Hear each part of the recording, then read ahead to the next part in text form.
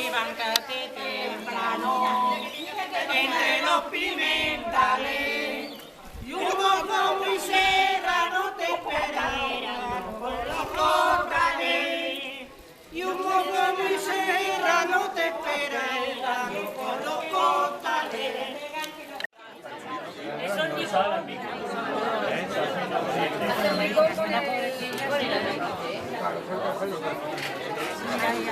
es como la torta.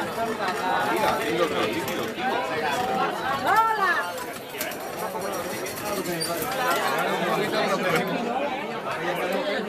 ¿Dónde decimos lo tenía ahí?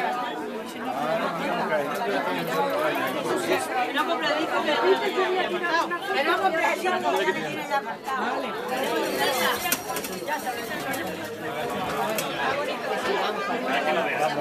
Aquí hace mucho calor.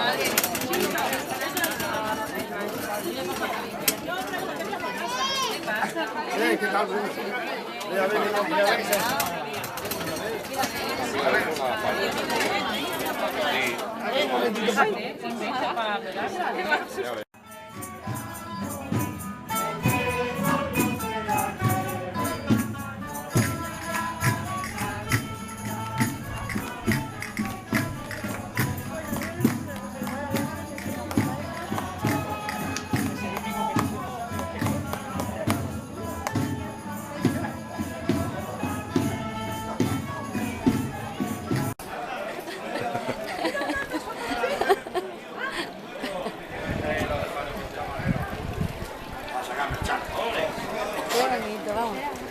bueno, vamos para arriba.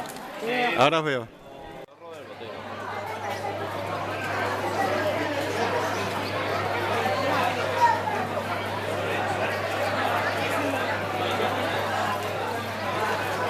Le he preguntado a Aurora por dónde ir, vamos mal, dice, vamos mal. Yo quiero ir a la plaza, a bajar por una calle Gala. Ir a la vuelta, o sea que si nos movemos, venga, no sé dónde está.